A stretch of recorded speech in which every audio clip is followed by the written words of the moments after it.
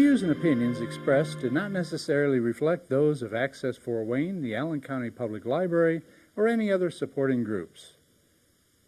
If you'd like to produce a show, call us at 260-421-1250.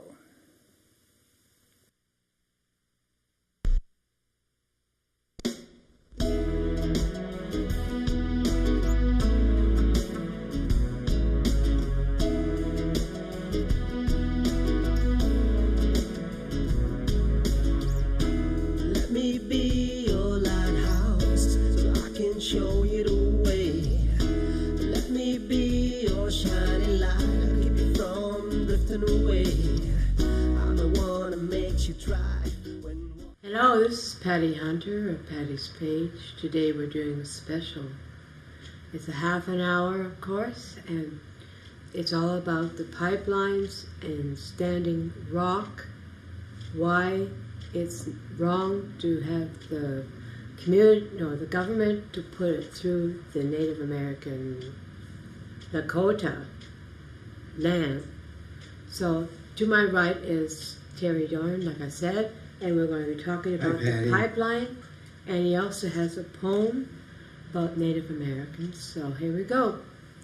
Well, thank you, Patty. It's an honor to be on your show with Chauncey Peltier. I admire him and the work he's doing to free his father, Leonard.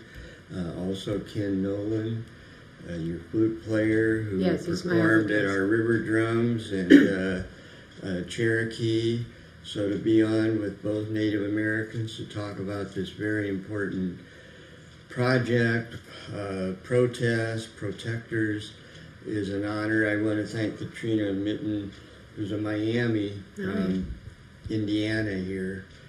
She gave me this necklace that she made, and a long time ago, and I did a documentary called Eagle Gone, but it's very special to me, and I wear that in honor of all of the Native Americans standing up for all of us at Standing Rock in North Dakota. I'm going to begin my comment with a quote from Whitehorse. He said, "What are they so afraid of out there in North Dakota?" They being the police. You know, Indiana has sent state troopers, and numerous states have sent state troopers to North Dakota. This is like a war zone. Yeah, it is. For innocent, unarmed people exercising their First Amendment right in the United States of America, if we have any rights at all. They are standing up for themselves, for all of us. This pipeline winds its way like a black snake through North Dakota, South Dakota, Iowa, ends up in a refinery in Illinois. It's fracking oil. Their worry is, number one, that it's going to spill into the Missouri River, the source of their water supply. 17 million people would be affected, not just the protesters. Right. They prefer to call themselves protectors of the land and the environment. And no doubt these people who are behind the pipeline, big corporations, Goldman Sachs, Wells Fargo, Chase, Citico, all wretched.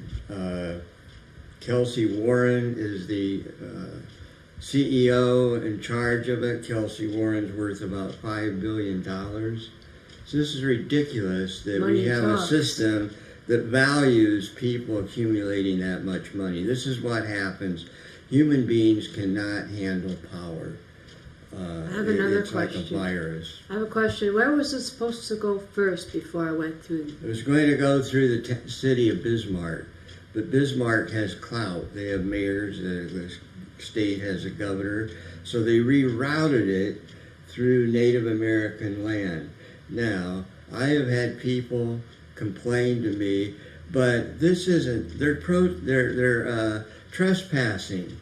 This is private land. Okay, let's go back to day one when the US of A started. Yeah. Let's see whose land it was. Not ours, theirs. This land, the entire country is stolen at gunpoint, including right here in Fort Wayne, Indiana. Named after a genocidal maniac, Anthony Wayne, And look, the city's still named after him. So what Anthony Wayne did is exactly what's happening out here. George Washington and the people in power said, we need that land. They're in our way. So let's just go take it by force. That's what Anthony Wayne did against the Miamis and other tribes.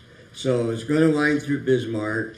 I was still going to read this quote, but I'll read one by Sitting Bull. Everybody knows Sitting Bull.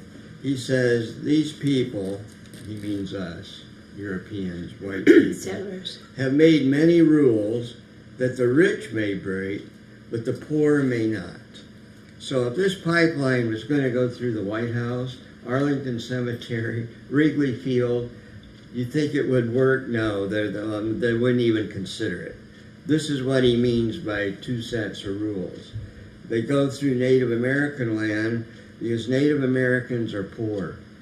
And they can't defend themselves. And they can't so defend think. themselves thanks to the policies I just talked about with Anthony Wayne. This is really a class war between the rich and the poor. Mm. And Americans have a great need to find people to look down on. So we look down on Native Americans, call them savages. That's what they were called when Anthony Wayne was around. Black people, Latinos. Instead of firing our ire at these corporations who are the cause of the misery. So let me read this from Whitehorse. He says, what are they so afraid of out there in North Dakota that they arrest journalists, set dogs on women and children, send prayerful protectors to jail, and align paramilitary force against indigenous people on their own homelands? Federal government has sent $3 million to pay for tanks and all this stuff out there. Mm-hmm. It's not by accident they have all this stuff. Maybe they are afraid of I love this. Maybe they are afraid of the truth-telling power of the people at Standing Rock and their busloads of allies. This is the power, who are making clear that we live in an era of profound error. Think of that, profound error, that we mistakenly believe is the only way we can live, an era of insanity. Yes. That we believe is the only way we can think. This is brilliant. But once people accept with heart and mind that land is our teacher, our mother, our garden, our pharmacy, our church, our cradle, and our grave, it becomes unthinkable to destroy it. And the insanity is, if these groups and corporations, etc., that I have mentioned, the land means nothing to them. They'll destroy anything for profit. They're addicted. They're so addicted. Literally, the word insane is not a loose word. I believe they've lost the capability of thinking and for themselves and for feeling and having empathy for others. You have a poem before we go? Yeah, just let me read this poem I wrote about my friend Anthony Wayne. This was in the late 1700s when this village was called Kikianga, and Anthony Wayne came in, burned crops, and conquered the Native Americans living here. This is a poem I wrote, I don't know, 2008. It says, hello there, Anthony Wayne, a man on a big white horse, riding into fame for killing, of course. They called you mad. That's kind of sad. Mad like angry or mad like crazy? That's sort of hazy. Could go either way. When you get here, you decide to stay and play and pray and pray. And now your fame, as killing often brings, makes you a king and gives this city your name. And it became my home. I don't like to kill. not my skill. So now I feel so all alone in your town. There are others like you, so you are not alone, but that's a good poem. So we're going to go to our next guest, which will be Chauncey Lee Peltier, the son of Leonard Peltier, who's in jail for many moons. So we'll be right with you in a moment. Hi, this is Patty Hunter, back again. To my left is Ken Noland, the flautist, and we're going to be having a phone-in about a minute or two with Chauncey Lee Peltier, son of Leonard Peltier. We'll be talking about the pipeline protesting in Standing Rock. So, what do you think of that, Kenny? It's not a real good situation on different levels, especially the burial sites that are endangered. That's the one that really bothers me. Yeah. Oh. Yeah. To you think they'll generations of ancestors yes, be destroyed. the sacred ground, and they just want to put a pipeline. It's oil. Yeah. Yeah. It's not even our oil. Where's it from? Canada. Canada. Sorry, I'm from Canada. Oh my goodness. Anyways, we'll be talking to Chauncey Lee Peltier within a minute or so, and he's from that area. He's Lakota, and even though he lives in Portland, Oregon right now, we'll be talking more about the pipeline situation, the protesting, as well as his dad, Leonard Peltier, how he's doing and everything like that. So,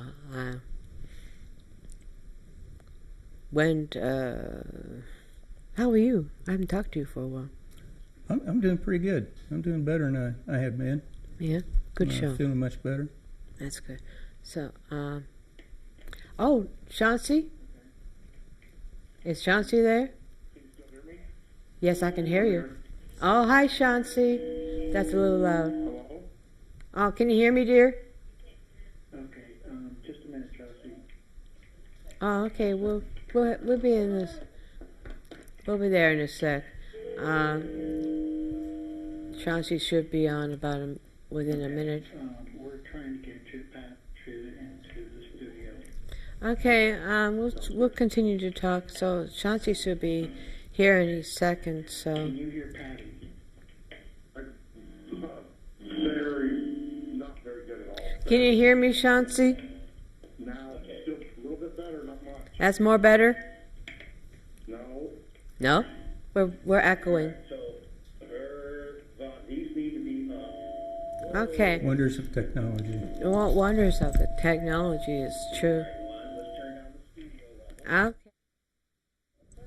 Only be a sec.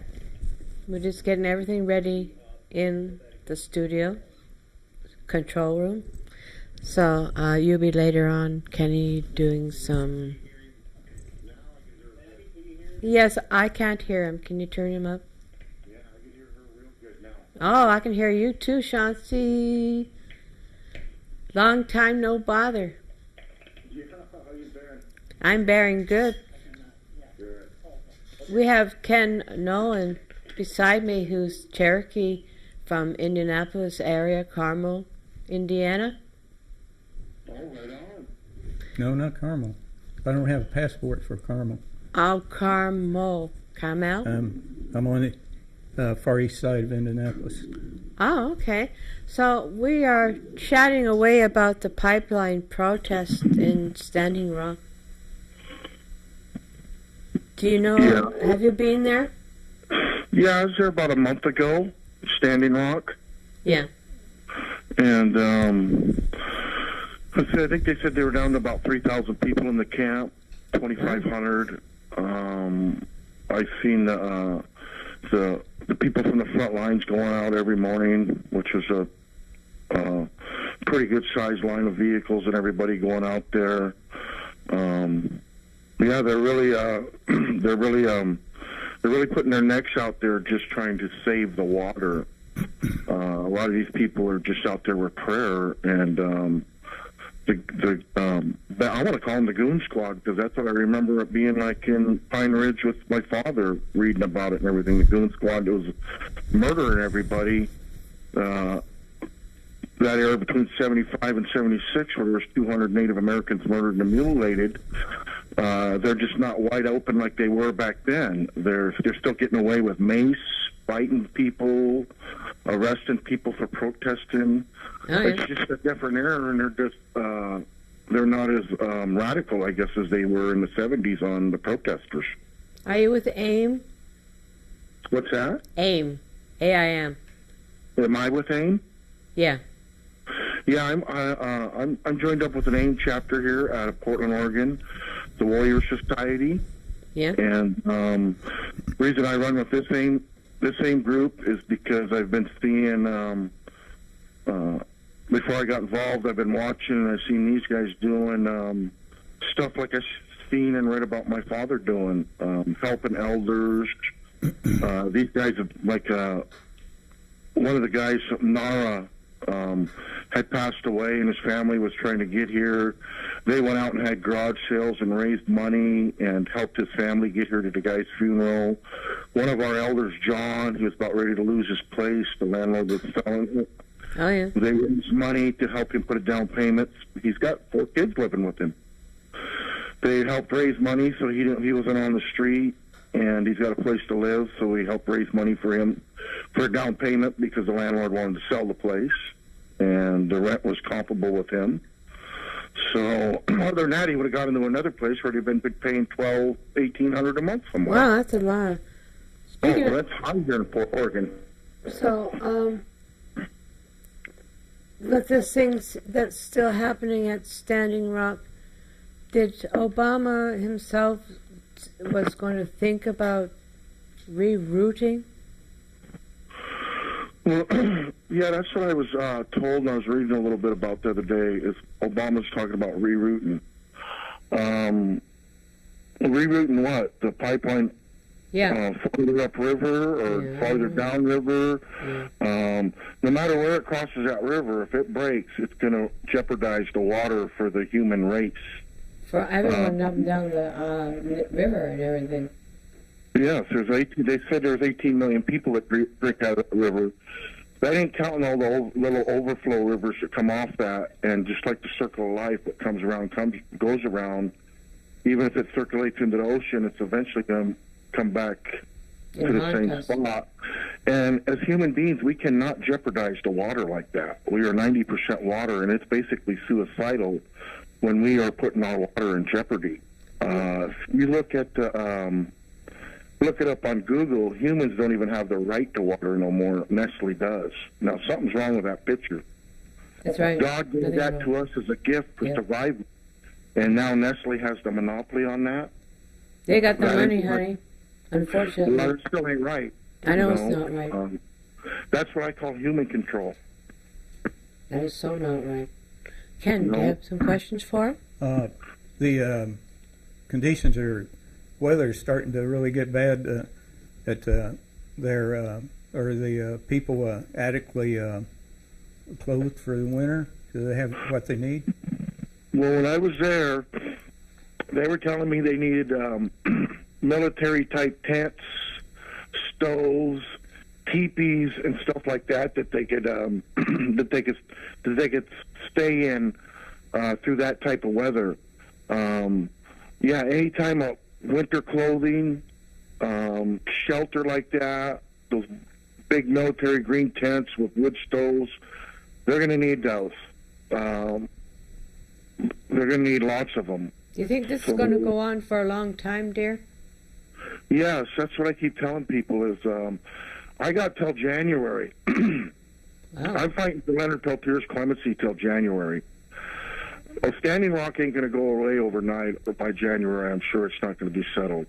Yeah. Leonard, after January, with Trump being president, with the racial comments he's made and his attitude, the odds are against Leonard for Trump letting him out. So this is why it's so important right now for the big push from now till Obama leaves. Leonard needs our help now more than ever. How's your dad? Leonard's down to a month, 2 months, and he will die in there if the supporters don't step up now and help him and convince Obama. I am holding Obama fully responsible if my father dies in prison. Obama is a law professor. He knows Leonard's case. He knows he's an innocent man. He knows he's been wrongfully incarcerated. He picked the justice system for his career choice.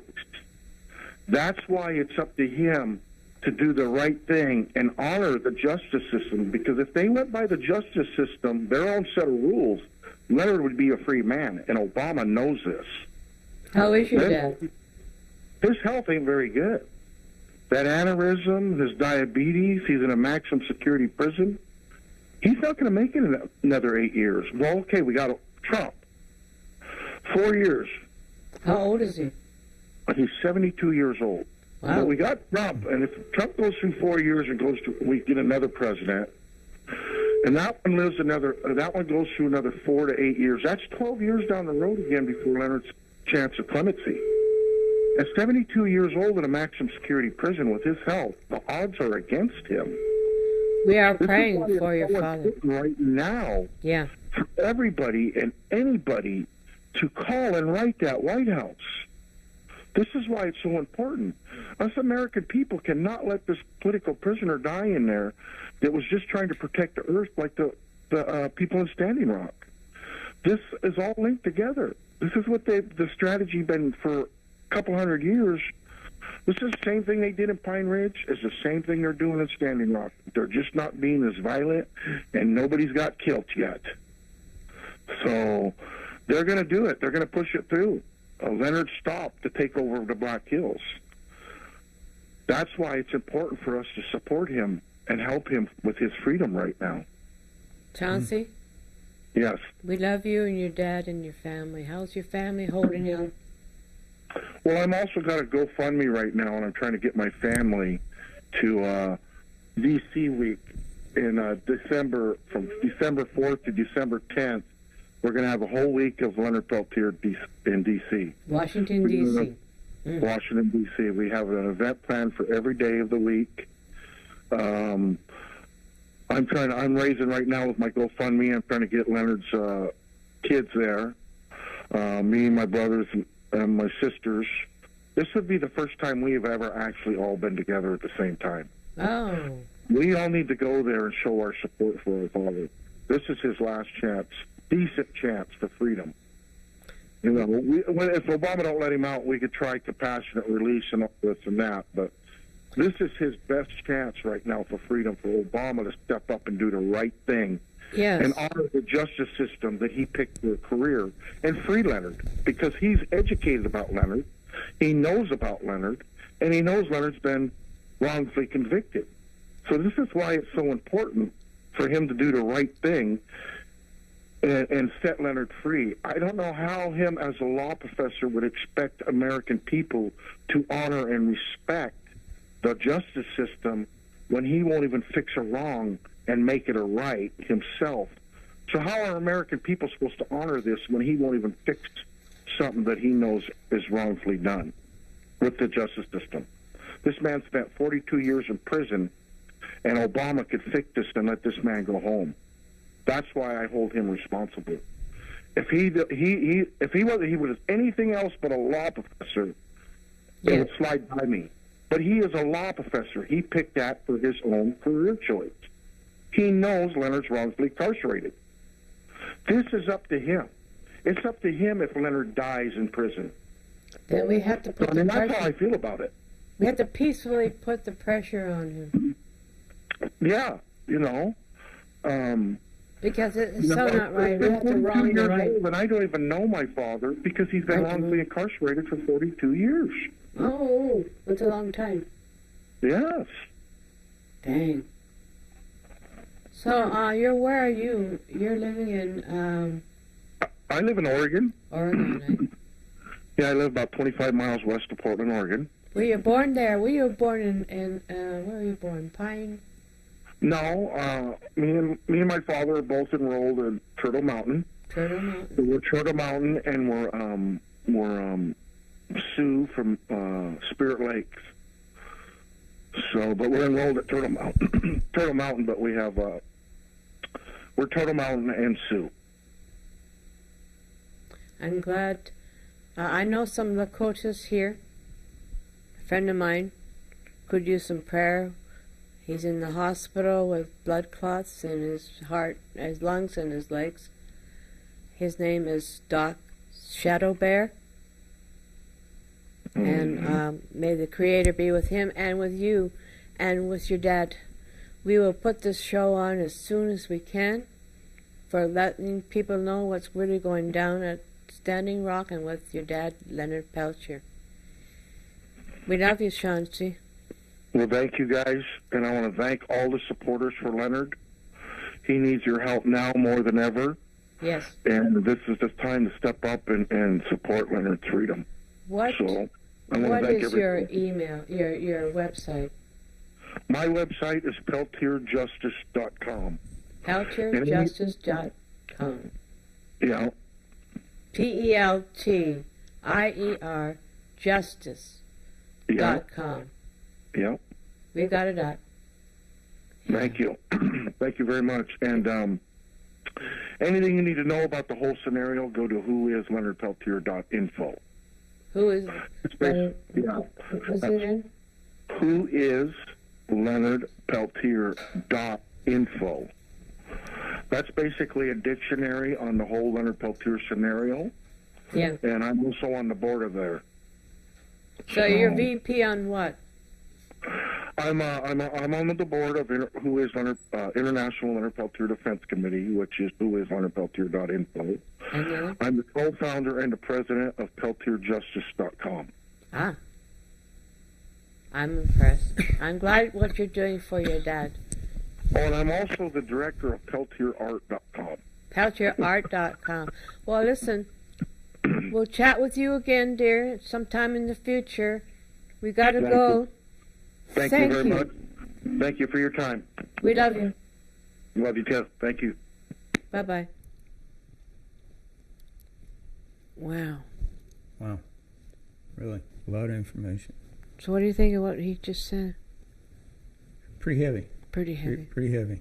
You know, it's winding down the end. You got presidential pardons run out the They have to do that. aisle, and this be the time to push and get one of the presidential pardons. I know. This time